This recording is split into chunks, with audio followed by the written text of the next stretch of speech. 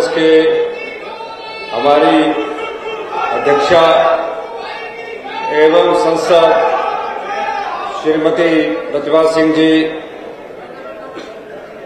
हिमाचल कांग्रेस के पूर्व अध्यक्ष ठाकुर कौल सिंह जी,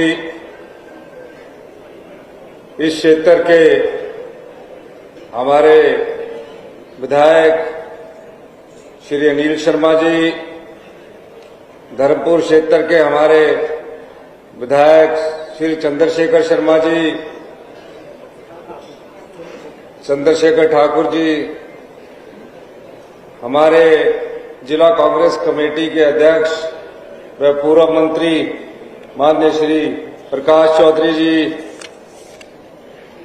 हमारे एपीएमसी के चेयरमैन संजीव गुलेरिया जी, हमारे पूर्व में सीपीएस सोनलाल ठाकुर जी, कांग्रेस के प्रत्याशी जो सरकाघाट से चुनाव लड़े हैं पवन ठाकुर जी, हमारे ब्लॉक कांग्रेस कमेटी के अध्यक्ष माननीय श्री जोगिंदर नगर से जो हमारे जनरल सेक्रेटरी है जीवन ठाकुर जी, श्रास से जो चुनाव लड़े हैं चेतराम ठाकुर जी, हमारे बुद्धिजीवी प्रकोष्ठ के अध्यक्ष विजय ठाकुर जी, हमारे इस क्षेत्र से कांग्रेस की प्रत्याशी चुनाव लड़ी है चंपा ठाकुर जी, शशि शर्मा जी, हमारे कांग्रेस कमेटी के महामंत्री, हमारे सभी नरेश कुमार जी जो हमारे नाचन से चुनाव लड़े हैं, लाल सिंह कौशल जी, सभी सम्मानित अधिकारीगण और सभी डीसीसी के पदाधिकारी, सभी आपदा प्रभावित परिवार, पत्रकार बंधु, युवा साथियों, प्यारे बच्चों, हिमाचल प्रदेश इतिहास की सबसे बड़ी त्रासदी से गुजर रहा है। हमने कभी कल्पना भी नहीं की थी कि हमारे जीवन काल में हमें इतनी अत्यधिक बारिश का सामना करना पड़ेगा जो तबाही का मंजर लेकर हमारे कई घरों को उजाड़ कर रख गई।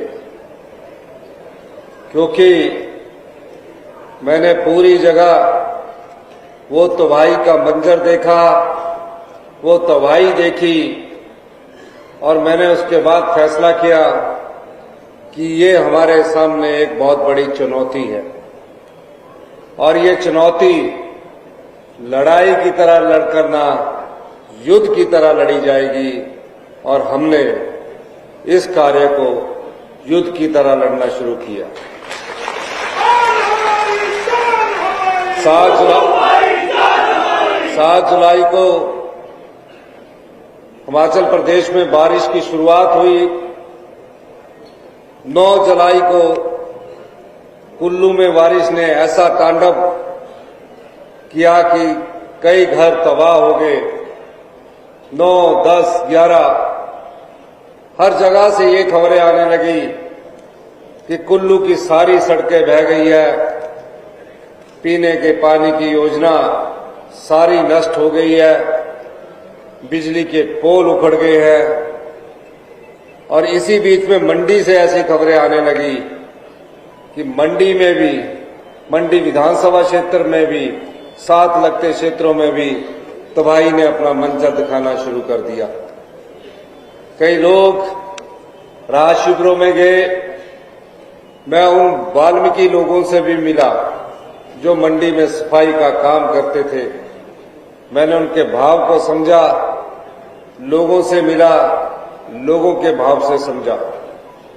चुनौती बड़ी थी और इस बड़ी चुनौती का सामना करने के लिए मैं अपने मंत्रिमंडल के सभी सदस्यों का, सभी विधायकों का, जो भी चुनकर आए हैं, चाहे इस पार्टी से चाहे उस पार्टी से, अपने कांग्रेस के कार्यकर्ताओं का धन्यवाद करना चाहता हूं कि सबने एकजुटता का परिचय दिया और एकजुटता का परिचय देकर इस त्रासदी का सामना किया। ये श्रेय आप लोगों को जाता है, आप उसके सच्चे हकदार हैं। अब समस्या ये आन पड़ी कि कुल्लू पूरा टूट चुका है, पंडो पूरा बंद हो चुका है। 75,000 के करीब पर्यटक कुल्लू जिला में, कसोल में, सैंज में सब जगह फंसे हुए थे। बच्चे वाली माएं ये इंतजार कर रही थी कि किसी तरह यहां से निकला जाए।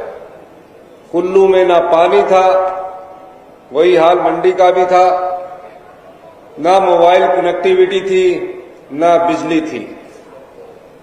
मैं खुद कुल्लू में 3 दिन रहा, हमने मोर्चा संभाला और 48 घंटे में हमने पीने का पानी और बिजली को मुहैया करवाया। नहीं तो पहले क्या होता था, एक बरसात में हफ्ता भर तक लाइट ही नहीं आती थी, पीने का पानी नहीं आता था।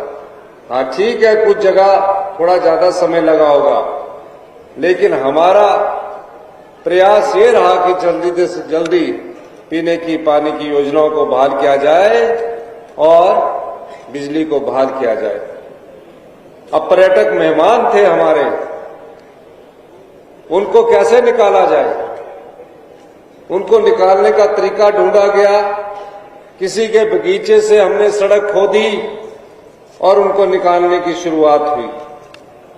उनको निकालने की जब शुरुआत हुई तो आप देख सकते हैं, मैं कुल्लू में था, ऐसा लग रहा था सब धीरे धीरे गाड़ियां चल रही है, कोई 15 किलोमीटर दूर ऐसी रोशनी लग रही थी। पंडो बंद था। कोटला रोड से हमने स्टार्ट किया, धीरे धीरे हमने वन वे ट्रैफिक को हमने शुरू किया। मैं सभी जिला के अधिकारी कुल्लू के, हमारे मंत्रिमंडल के सदस्य, सभी जिला अधिकारी मंडी के, जो प्रशासनिक अधिकारी इनका साथ और पुलिस के अधिकारी, कर्मचारी, सबका मैं धन्यवाद करना चाहता हूं। जब पर्यटकों को निकालने की बारी आई, ये सब लोग दिन के सुबह से लेकर रात के 2-3 बजे तक अपने काम में जुटे रहे। मैं फोन पर इनसे संपर्क करता रहा। अब पर्यटक तो मनाली से चला है, सुबह कुल्लू पहुंचने में उसको 5 घंटे लग रहे हैं, मंडी पहुंचने में उसको 8 घंटे लग रहे हैं। मंडी से आगे तो फिर थोड़ा रास्ता ठीक था। खाने की क्या व्यवस्था की जाए? हमने अपनी सरकार से और अपने अधिकारियों को दिशा निर्देश दिए कि आप हर जगह खाने की व्यवस्था कीजिए। कुल्लू में हमारे अधिकारियों ने खाने की व्यवस्था की। रात को 11 बजे मैं खुद देखने गया, वहां जो कुछ मिल रहा था, ढाबे बंद थे। हमने बोला बादाम की दुकान से बादाम लाइए, केले की दुकान से केला लाइए। हमने सब पर्यटकों को बड़े अपने जो अतिथि देवो भव की संस्कृति है उस ढंग से निकाला। बच्चे खुश होकर, कोई भी पर्यटक ऐसा नहीं गया जिसने ये कहा हो कि हिमाचल की सरकार ने कोई अच्छा कार्य न किया। नहीं तो होता क्या था, लूटपाट होती थी। 20 रुपए की पानी की बोतल 200 रुपए में बिका करती थी। ढाबों में रेट डबल हो जाते थे, टैक्सी 4 गुना किराया लेती थी। लेकिन हमने ये दृढ़ निश्चय कर लिया था कि कोई अराजकता नहीं होनी चाहिए, कोई हाहाकार नहीं होना चाहिए। फिर इस हिमाचल को और कुल्लू और मंडी को पुनः उत्थान का काम स्टार्ट हुआ। कैसे सड़कों को ठीक किया जाए और कैसे आवाजाही का आगमन शुरू को ठीक किया जाए। अधिकारियों से जितना हमारे पास धन था, मैंने सब डिपार्टमेंटों को कहा कि युद्ध स्तर पर काम करिए, पैसे की कोई कमी नहीं आने देंगे। हम चाहे कर्जा लें, लेकिन गरीब का गांव की सड़क भी खुलनी चाहिए। दिन रात मेहनत करके उन सड़कों को हमने निकाला। अभी हम इस त्रासदी से लड़ ही रहे थे कि भगवान ने एक और कहर हम पर बरसाया। मैंने कहा कि कुल्लू में जो हमें नुकसान हुआ है, हमारे खजाने में नुकसान हुआ है। हमें खजाने में टूरिज्म से जो जीएसटी आता था, जो लिकर की सेल से पैसा आता था वो हम -11% चले गए। अब कैसे उठाया जाए? मैंने फैसला किया कि हम 15 अगस्त कुल्लू में मनाएंगे। कुल्लू में 15 अगस्त की तैयारी की जा रही थी। अधिकारियों को दिशा निर्देश दे दिए गए थे, लेकिन 14 अगस्त की रात को जब मैं सुबह चलने लगा तो हर जगह से मुझे ये खबरें आने लगी, आज यहां पहाड़ बैठ गया, यहां 2 लोग दबकर मर गए, यहां 6 लोग दबकर मर गए, यहां 20 लोग दबकर मर गए। अभी सुबह के 7:15 साढ़े 7 बजे थे कि शिमला में सबसे बड़ा लैंडस्लाइड हुआ और शिव बॉडी में वो सावन मास के पहले अंतिम सोमवार था। शिव भगवान को हम जल चढ़ाने के लिए सब लोग कहते वहां गए थे, वो सब दब गए। मैं अभी फोन ही सुन ही रहा था कि कहां कहां नुकसान हुआ। मैंने चीफ सेक्रेटरी साहब को दिशा निर्देश दिए, सभी अधिकारियों को बोला कि सब यहीं रुकेंगे, अब कोई भी कुल्लू नहीं जाएगा। मंडी में हमने बैठक रखी हुई थी, हम सब वहीं रुके और मैं खुद शिवबाड़ी की उस घटना पर गया। मैंने देखा कि अगर कोई जिंदगी बच सकती है उसको बचाने की हमने अंतिम प्रयास किया, लेकिन इतना बड़ा लैंडस्लाइड था कि जो मृतक थे वो 200-200 फुट नीचे चले गए। और साथ ही हमारा एक शिमला शहर में नाबा था, वहां लैंडस्लाइड हुआ, वहां 6 व्यक्ति मौत का उसमें मौत के कगार पर चले गए। उसके आगे अभी सोलन से धनीराम शांडिल जी आते हैं और एक पूरा परिवार लैंडस्लाइड में 8 लोगों का परिवार पूरा उजड़ गया, एक बुजुर्ग उस घर में बस गए। सरका घाट से खबर आई, धर्मपुर विधानसभा क्षेत्र से चंद्रशेखर जी ने मुझे फोन करके बोला, याद तो भाई इतनी ज्यादा हुई है, आप आइए। मैं वहां 2 बार प्रयास किया, लेकिन मौसम खराब और शाम को वापस जाने के उसमें मैं वहां जा न सका। फिर खबर आई सिराज में, पूर्व मुख्यमंत्री जयराम ठाकुर जी का घर है, वहां तबाही हुई है, खाने को कहते अनाज नहीं है। मैंने कहा हेलीकॉप्टर भेजकर उन लोगों को अनाज भिजवाइए, ये सरकार की कटिबद्धता है। सरकार ये नहीं देख रही है कि किस पार्टी से है, सरकार वहां सिर्फ इंसानियत देख रही है कि वहां भूख से लोग अगर बिलख रहे हैं तो उसको अनाज हेलीकॉप्टरों के माध्यम से हमने पहुंचाया। और आज अगर मैं इस मंच पर आया हूं तो मैं आपको ये आश्वासन देने आया हूं कि हम हर एक आम आदमी के साथ है, गरीब आदमी के साथ है। उसकी आवाज को हम जानते हैं, उसकी पीड़ा को हम समझते हैं, उसके दर्द को हम जानते हैं। फिर रिलीफ की बात आई, कहा कि सिर्फ जो आंशिक रूप से कच्चा या पक्का मकान होगा उसको सिर्फ 6,500 रुपये मिलेंगे, चाहे उसकी दीवार टल गई है। मैंने कहा ये बहुत कम है। हमने उसको उसी समय बढ़ाकर 1 लाख रुपया कर दिया। किसी के घर की दीवार टूट जाए, बड़ी मुश्किल से एक घर हिमाचल प्रदेश में बनता है, मुझे पता है पूरा घर हिल जाता है। अरे 5,000 में तो उसकी मिट्टी भी नहीं निकलेगी। और यही केंद्र सरकार के मैनुअल में है, आज भी यही रिलीफ मैनुअल हिमाचल प्रदेश सरकार का भी था। मैंने उसको 20 गुना बढ़ाया और 7 से 15 जुलाई तक जो भी डैमेज हुआ उनको हमने 1 लाख के रूप में, चाहे पंडो चाहे श्राद्ध, सबको बांटा। और फिर उसके बाद मैंने फैसला किया कि 7 जुलाई से लेकर 30 सितंबर तक जहां भी बारिश और इस आपदा से नुकसान हुआ है उनको सबको रिलीफ पैकेज के तहत लाया जाएगा। और हमने लाया और नोटिफिकेशन हमने किया। समस्या आन पड़ी, पैसा कहां है? मैं देश के प्रधानमंत्री जी से मिला, मैं देश के गृह मंत्री जी से मिला। मैंने सब जगह ये अनुरोध किया कि आप इसे राष्ट्रीय आपदा घोषित करें। अगर वो राष्ट्रीय आपदा घोषित नहीं करते, मैंने कहा आप कम से कम स्पेशल रिलीफ पैकेज ही घोषित कर दीजिए। और यहां जयराम ठाकुर जी क्या कहते रहे, विधानसभा का सत्र बुलाइए, विधानसभा का सत्र बुलाइए। अरे भाई, पहले आपदा से प्रभावित परिवारों को बचाना है कि विधानसभा का सत्र बुलाना है? हर दिन वो स्टेटमेंट देते रहे। जब मैंने देखा कि पुलिस के कर्मचारी और प्रशासन के अधिकारी कुछ कम हुए, तो हमने विधानसभा का सत्र भी बुलाया। और जब सत्र बुलाया गया तो पहले प्रस्ताव लाए ये कि हम आपदा से प्रभावित लोगों के बारे में चर्चा करना चाहते हैं। हमने भी अपना प्रस्ताव दिया, हमने उस प्रस्ताव को स्वीकार कर लिया। 3 दिन तक चर्चा हुई। कुछ लोग तो ये रोते रहे कि हमारे यहां टेंट नहीं मिले। विधायक थे वो लोग। अरे भाई, जहां टेंट नहीं मिले, कुछ पैसे अपनी जेब से खर्च के टेंट ले आते तो कोई नुकसान हो जाता।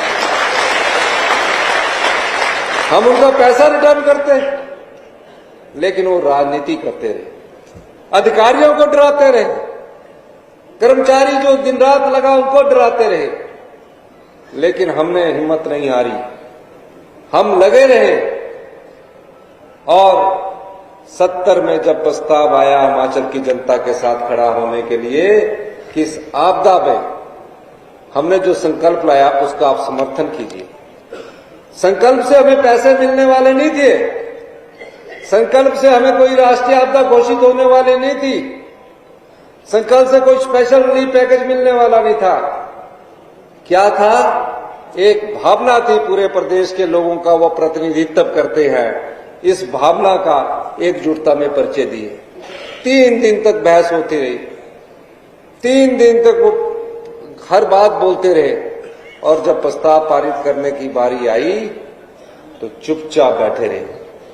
क्या हम लोग राजनीति में सिर्फ राजनीति करने के लिए आए हैं? जो गरीब आपको चुनकर भेजता है, आम आदमी आपको चुनकर भेजता है, क्या उसके साथ खड़ा होने के लिए नहीं आए हैं? वो नहीं खड़े हुए, वो नहीं खड़े हुए, वो आपके साथ नहीं खड़े हुए, हिमाचल के लोगों के साथ नहीं खड़े हुए। अगर कांग्रेस विपक्ष में होती और इस प्रकार की आपदा आती, मैं दावे के साथ कह सकता हूं कि हम सब लोग हिमाचल की जनता के साथ खड़े होते, हिमाचल के लोगों के साथ खड़े होते। मैं ये बात इसलिए कह रहा हूं, अभी ये बात खत्म ही हुई थी, वो नहीं खड़े हुए, पर मुझे खुशी है हिमाचल की जनता हिमाचल की सरकार के साथ खड़ी हुई। हमने आपदा राहत कोष बनाया। आपदा राहत कोष में मैंने अपील की और अपील करने के बाद मेरे पास कई लोग आए, छोटे छोटे बच्चे अपनी गुल्लक लेकर मेरे पास आए। अब बच्चा जो गुल्लक में पैसे डालेगा, या अपने मामा जी के घर जाएगा, चाचा जी के घर जाएगा, या किसी रिश्तेदार उसको 100 रुपया, जिसकी ज्यादा क्षमता होती है वो 500 रुपया दे देता है, वो गुल्लक में डाल देता है। जब वो गुल्लक लेके आए और उस गुल्लक में उन्होंने मुझे थमाया तो मेरे भी आंखों में आंसू आ गए। मेरा भी भावना से दिल भर गया कि ये बच्चे, जिनको ये लगता है स्कूल में बच्चे पैसे इकट्ठे कर रहे हैं, टीचर पैसे इकट्ठे कर रहे हैं, सरकारी कर्मचारियों ने 1 दिन का अपना वेतन दिया, पेंशन भोगियों ने 1 दिन का अपना वेतन दिया, और हमारे लोग भारतीय जनता पार्टी के राजनीति कर रहे हैं। और यही नहीं, एक सुंदरनगर से एक व्यक्ति ऐसा आया सोनलाल ठाकुर जी के साथ, जो मेरे पास आया, उसकी जीवन भर की पूंजी 11 लाख रुपए थी। सोनलाल ठाकुर जी जो सुंदरनगर से हमारे एमएलए है, उसने कहा मैंने आज तक जीवन में किसी को भी चाय नहीं पिलाई है, लेकिन मैं आज हिमाचल की जनता के साथ, हिमाचल की सरकार के साथ खड़ा हूं। ऐसी आपका मैंने जिंदगी, और अपने 11 लाख रुपए की कमाई 11 लाख रुपए की कमाई उसने आपदा राहत कोष में दी। अब ये स्कूलों से कोई 21,000 कोई 51,000 बच्चे इकट्ठा कर रहे हैं, सब लोग इकट्ठा कर रहे हैं, और आज तक का सबसे बड़ा ऐतिहासिक राहत कोष में जो पैसा जमा हुआ है वो आज तक का सबसे ऐतिहासिक राहत कोष में पैसा जमा हुआ है। 230 करोड़ रुपए के करीब लोग अभी जमा करवा चुके हैं, और अभी भी लोग, जब मैं आया तब अभी भी दान दे रहे हैं। तो ये भावना हिमाचल प्रदेश की संस्कृति को दर्शाता है, हिमाचल प्रदेश की एकता को दर्शाता है, और भारतीय जनता पार्टी के नेता आज भी राजनीति कर रहे हैं। आप भी कह रहे हैं, एक दिल्ली में केंद्रीय मंत्री है, वो पूछते हैं कि एफिडेविट दीजिए। एक विपक्ष के नेता है जयराम ठाकुर जी, वो बोल रहे हैं कि केंद्र का धन्यवाद कीजिए। मैं इस मंच पर बैठकर कह सकता हूं, जिस दिन हमारे को केंद्र सरकार से राहत पैकेज मिलेगा, मैं उनका व्यक्तिगत तौर से धन्यवाद करने जाऊंगा। अभी तक जो राशि हमें मिली है वो हमारी अपनी राशि है, अपनी जो हमें मिलनी है बजट में। जुलाई में आपदा राहत के बारे में कुछ नहीं कहा, डिजास्टर की एक बजट में योजना है, जो हमारे टैक्स होते हैं उसकी एक योजना डिजास्टर में रखी जाती है। उस योजना के तहत हमें हर साल 360 करोड़ रुपया मिलता है 90-10 के हिसाब से, जिसमें 40 करोड़ रुपया राज्य का शेयर होता है। पहली राहत मिली, जुलाई की राहत नहीं थी, जो हमें किस्त मिलनी थी, वो किस्त मिली 180 करोड़ की। फिर क्या किया, जो दिसंबर में हमें दूसरी किस्त मिलनी थी उसको एडवांस कर दिया, उसको 6 महीने पहले दे दिया। मतलब दिसंबर में जो हमको आपदा की राशि आनी है वो अब नहीं आएगी, वो पहले दे दिया, ठीक हो गया। हमने बोला चलो पहले आके ही कुछ ठीक होगा।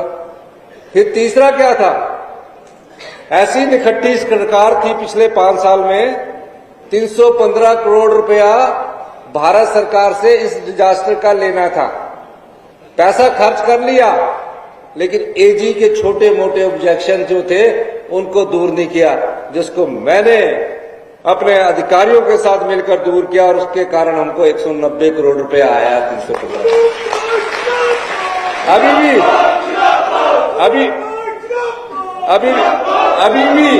अभी भी 126 करोड़ हमारा बैलेंस पड़ा है, जो 2021-22 का है। 315 करोड़ हमारा बैलेंस पड़ा है।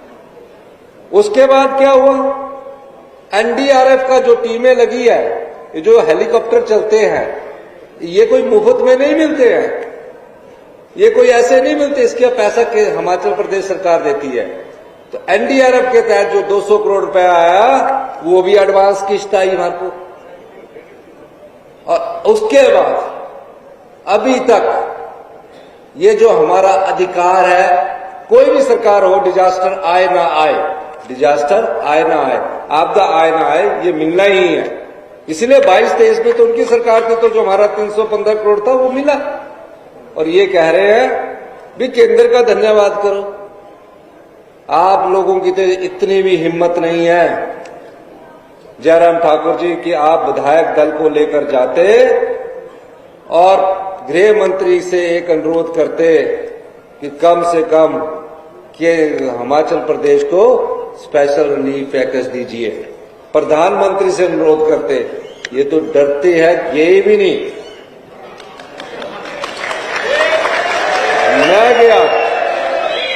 मैं गया, हमारी प्रदेश अध्यक्ष प्रतिभा सिंह जी बैठी है, ये गए, इन्होंने मिलकर बात की, लेकिन ये नहीं गए। और जो पार्लियामेंट से चुनकर गए हैं वो भी नहीं गए।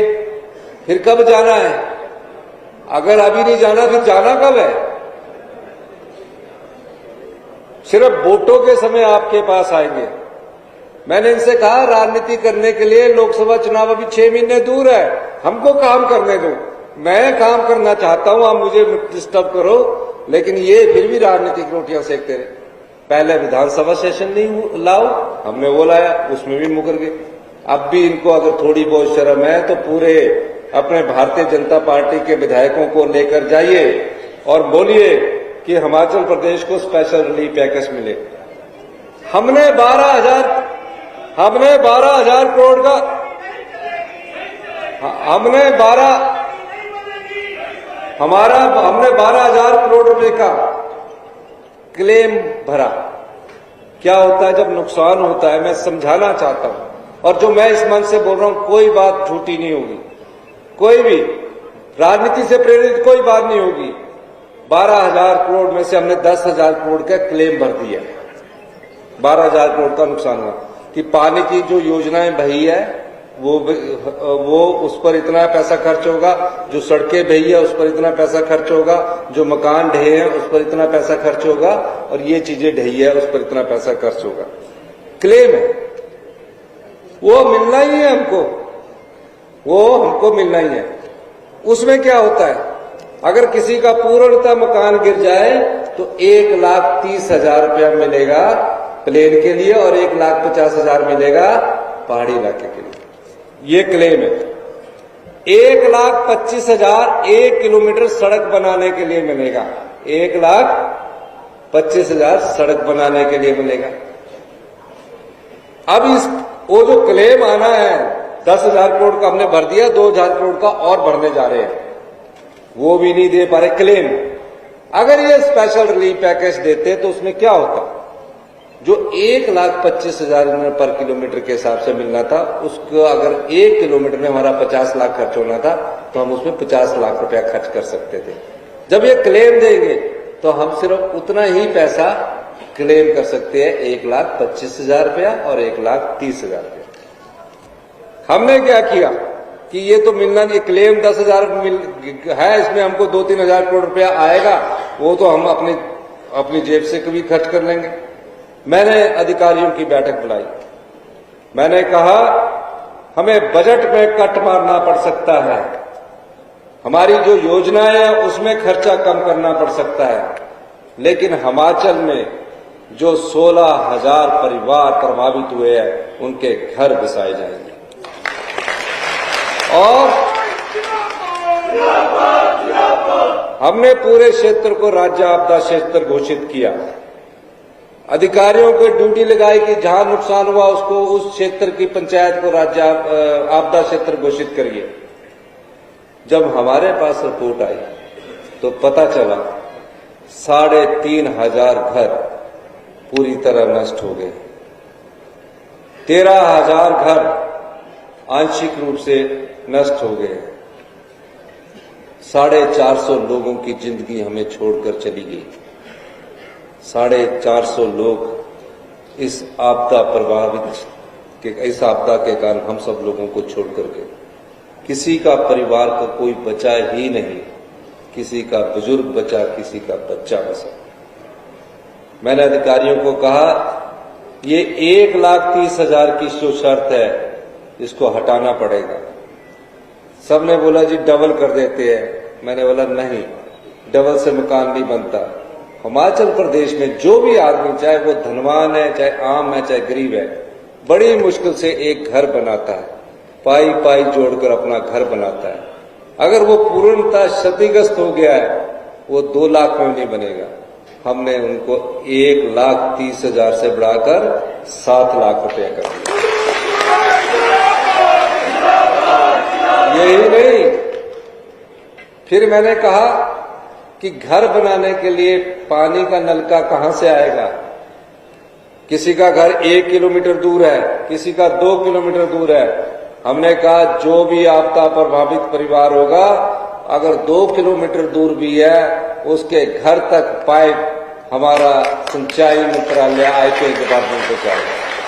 ये आप याद रखना। बिजली के कनेक्शन भी 2 किलोमीटर अगर खंभे लगाने पड़े वो भी सरकार के द्वारा आपको उपलब्ध करवाई जाएगी। फिर मैंने देखा कि सीमेंट की बोरी थोड़ी महंगी है। मैंने फैसला किया कि सीमेंट की बोरी भी 280 रुपए प्रति बैग के हिसाब से 16,000 जो घर टूटे हैं उन्हें उपलब्ध करवाई जाएगी। तो ये 7 लाख से बढ़कर 10 लाख रुपए तक का पैकेज हो गया। और जिनके घर थोड़े बहुत टूटे हैं उन्हें हमने बोला अगर 75,000 उन्हें भी हमने 1 लाख रुपया कर दिया। जिसकी गाय मर रही है, अब गाय की कीमत क्या होगी? अब बेचारे जिसने दूध दूना है, चारा डालना है, उसकी पशुशाला गिर गई। कईयों की पशुशाला में 3 पत्रे होते हैं गांव में, तो हमको पता है। तो हमने बोला पशुशाला के लिए भी जो 3,000 रुपया मिलता है इसको बढ़ाकर 50,000 रुपया कर दिया जाए, हर एक पशुशाला में 50,000। फिर उस पशुशाला में रहने वाली गाय भैंस अगर मर गई, हमने कहा पूरा मूल्य देंगे, 37 हमने उसको बढ़ाकर 55,000 रुपया कर दिया। जिसकी गाय मरी है, भैंस मरी है, जिसकी भेड़ बकरी मरी है उसके लिए हमने 6,500 रुपये कर दिया। जिसके 1 बीघा में अगर फसल नष्ट हुई है, सिल्ट आ गई है, उसको बढ़ाकर हमने 3,000 से बढ़ाकर 10,000 रुपया प्रति बीघा कर दिया। ये बात मैं इसलिए कहना चाहता हूं क्योंकि आप लोगों को पता चले, इसीलिए मैंने सब जगह ये कैंप लगाकर खुद बात की है कि सबको पता चले, आपको पता चले कि हम कितना खर्च आप पर करने वाले हैं। ये महज सरकार की जिम्मेवारी है, हम लोगों की जिम्मेवारी है। हम 5 साल बाद जनता की अदालत में जाते हैं, वादे करते हैं, लेकिन इस आपदा के समय हमें आपदा प्रभावित परिवारों की मदद करनी है। और जिस परिचय का जो हिमाचल के लोगों ने, हिमाचल के बच्चों ने, हिमाचल की युवा पीढ़ी ने, पेंशन भोगी ने, कर्मचारियों ने, किसान ने, मजदूर ने जो सहयोग दिया है, उसके लिए हिमाचल सरकार हमेशा आपकी ऋणी रहेगी। इसके अलावा मैं और एक बात कहना चाहता हूं, हम लोग राजनीति में सुख प्राप्त करने के लिए नहीं आए। मैंने कई बार कहा है, हम सत्ता में सुख प्राप्त करने के लिए नहीं आए हैं, हम व्यवस्था परिवर्तन करने के लिए आए हैं। ये व्यवस्था परिवर्तन का नहीं है। हमने इस आपदा से हटकर एक और बात बताना चाहता हूं। हिमाचल प्रदेश हिंदुस्तान का पहला राज्य है जिसने अनाथ बच्चों को, जिसने बच्चे ने अपनी माता को खो दिया, पिता को खो दिया, चिल्ड्रन ऑफ द स्टेट का दर्जा दिया। हिमाचल प्रदेश पहला राज्य। और किस प्रकार किया? अगर कोई बच्चा छोटी उम्र में अनाथ हो जाता है, हमने कहा उसके लिए एक नर्स को लगाया जाएगा। 18 साल तक सभी बच्चों के जो माता खो चुकी है, पिता खो चुके हैं, 2,500 रुपया हर महीने उसके अकाउंट में जाएगा। यही नहीं, अब 18 साल के बाद अनाथ बच्चा कहां जाएगा? पढ़ना चाहता है, काम करना चाहता है, हमने बोला उसका ख्याल 0 से लेकर 27 साल तक सरकार रखेगी। सरकार ही माता, सरकार ही पिता। और उसके लिए हमने कहा कि जो बच्चा 18 साल के बाद +2 के बाद इंजीनियर बनना चाहता है, डॉक्टर बनना चाहता है, ITI करना चाहता है, नर्सिंग कोर्स करना चाहती है कोई बेटी, या कोई और कोर्स करना चाहता है, उसकी सारी फीस जो कॉलेज की होगी सरकार उपलब्ध करवाएगी। अगर वह हॉस्टल है तो हॉस्टल की सारी फीस या किराए का मकान का सारा किराया सरकार उपलब्ध करवाएगी। यही नहीं, अब बेचारे को हॉस्टल मिल गया, कॉलेज में चला गया, एडमिशन होगी। अब दूसरे बच्चों को, हम अपने बच्चों को पॉकेट मनी देती कि बेटा जेब में किराया, आने जाने का, खाने पीने का, जब भूख लगे तो कर। हमने वो भी फैसला किया। और अनाथ बच्चों को 18 साल से ऊपर 4,000 रुपए की पॉकेट मनी हर महीने के लिए तय है। सर्दी में गर्म कपड़े और गर्मी में ठंडे कपड़े खरीदने के लिए 10,000 रुपया कपड़ों क्लॉथ अलाउंस भी उनको दिया। ऐसे तकरीबन 4-6 हजार बच्चे हैं जो अब चिल्ड्रन ऑफ द स्टेट कहला रहे हैं, उनको हमने ये सुविधा उपलब्ध करवाई और कहा जिस तरह हम अपने बच्चों को घुमाने ले जाते हैं कि सर्दी में हमें गोवा जाना है, मंदिर दर्शन करने जाने हैं, हमने कहा एक बार इन बच्चों को भी साल में 15 दिन घुमाने के लिए जो अनाथ है, आय की कोई सीमा नहीं रखी कि वो चाचे के पास रह रहा है, ताए के पास रह, कोई सीमा नहीं रखी, उसको सिर्फ एलिजिबिलिटी सर्टिफिकेट मिलता है, उसको हमने एक बार बाई ईयर में घूमने की सुविधा साल में और 3 स्टार होटल में रहने की सुविधा उपलब्ध कराई। ये हमारी पहली योजना है जो धरातल पर उतरी है और हिंदुस्तान में पहला ऐसा कानून बना इन अनाथ बच्चों का। ये उनका अधिकार है, अब कोई इससे मना नहीं कर सकता। और जब उस बेटी ने शादी करनी होगी तो उसको 3 लाख रुपया मिलेगा। अगर उसके पास घर बनाने के लिए पैसे नहीं है तो उसके लिए 2 बिस्वा जगह भी मिलेगी और 3 लाख रुपए भी मिलेगा। ताकि मुझे पता है कि कई बच्चे चाचों के पास रहते हैं, मामों के पास रहते हैं, वो किसी और के पास रहते हैं, उनके मन का क्या भाव होगा। हमने मुख्यमंत्री सुखाश्रय योजना स्टार्ट की। ये हमारी सरकार की पहली योजना जो पिछले दिनों धरातल पर लागू हुई है। आपदा प्रभावित सभी योजनाएं जो है ये सबके घरों में पैसा पहुंचेगा। और जैसे कि कहा कि कोई अगर इसमें बेईमानी करेगा, चाहे पटवारी है चाहे अधिकारी है, वो गलत मत करे। जिसका न्यायप्रिय घर क्षतिग्रस्त हुआ उसे पूरा पैसा मिले, जिसका आंशिक रूप से घर बने उसका पूरा पैसा मिले। पैसा मिलने के साथ ही वेरिफिकेशन भी शुरू हो जाएगी, सबकी वेरिफिकेशन होगी। तो ये चीज मैं आपके सामने कहना चाहता हूं। अब आपके पास समय है। कहा कि ये बड़ा डोम लगा है, ये स्क्रीन लगी है, खाने का आपका इंतजाम किया हुआ है, ये खर्चा सरकार करेगी। मैंने कहा सरकार को करने में कोई दिक्कत नहीं है, लेकिन ऐसे दानी सज्जनों की सूची है जिन्होंने कुल्लू में भी जितना खर्चा हुआ वो दानी सज्जनों के द्वारा किया गया, और मंडी में भी जितना खर्चा हुआ वो सब दानी सज्जनों के द्वारा किया जा रहा है। एक भी पैसा सरकार की किट्टी से नहीं लिया, क्योंकि ये सरकार आम लोगों की सरकार है, गरीब लोगों की सरकार है। पहले क्या होता था, जनमंच होते थे, बड़े बड़े तंबू लग जाते थे, 36 करोड़ रुपया इन लोगों ने खर्च किया। मैं उसमें नहीं जाना चाहता, लेकिन ये वो सरकार आई जहां जनमंच के माध्यम से म्यूटेशन तक नहीं पूरे किए गए। हमें हर चीज में कर्जा ही मिला है। 75,000 का एक कर्जा मिला जो हमारे सर पर चढ़ा हुआ है, और 10,000 करोड़ की 6th पे कमीशन की जो सरकारी कर्मचारी है उनकी देनदारियां और पेंशन बेटी की देनदारियां।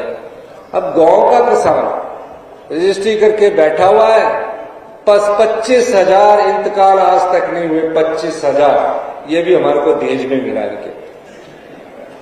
25,000 की पार्टीशन ही नहीं हुई है।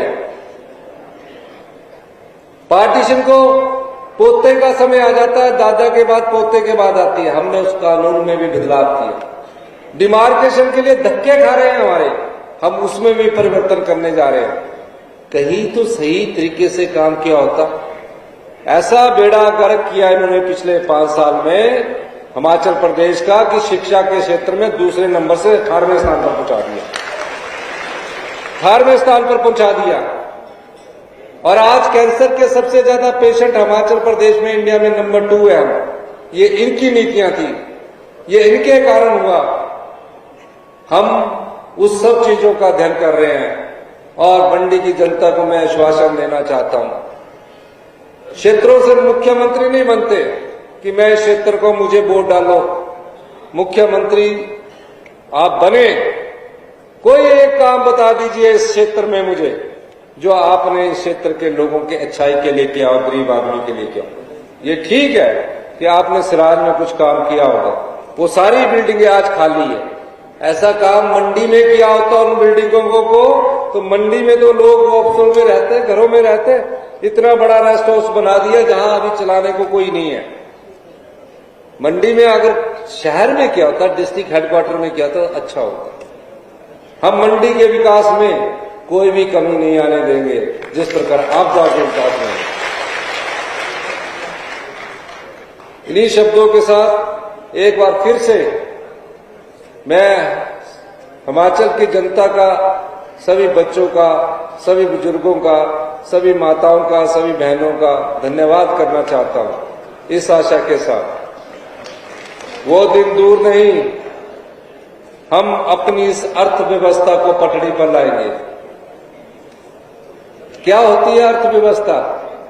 मेरे घर में अगर एक परिवार के पास 100 रुपया आ रहा है, अगर वो 250 रुपया खर्च कर रहा है, तो आप बताइए कितना कर्ज चढ़ जाएगा? 150 रुपया तो कर्ज का ही चढ़ाएंगे ना, चाहे सब्जी वाले का देना है, चाहे दूध वाले का देना है, चढ़ेगा वो कर्जा। उसी तरह हमारी सरकार में भी बहुत कर्जा चढ़ा हुआ है। और ये मत सोचिए कि हमारी सरकार में कर्जा चढ़ा हुआ है, आप लोगों पर कर्जा चढ़ा है। अभी हमारे उप मुख्यमंत्री ने व्हाइट पेपर रखा और ये बताया कि हिमाचल की 75 लाख की जनता पर, इस सभागार में बैठे जितने भी लोग हैं उन पर 1 लाख, और मंच पर बैठे भी जो लोग हैं 1,02,000 रुपया प्रति व्यक्ति का कर्जा चढ़ा हुआ।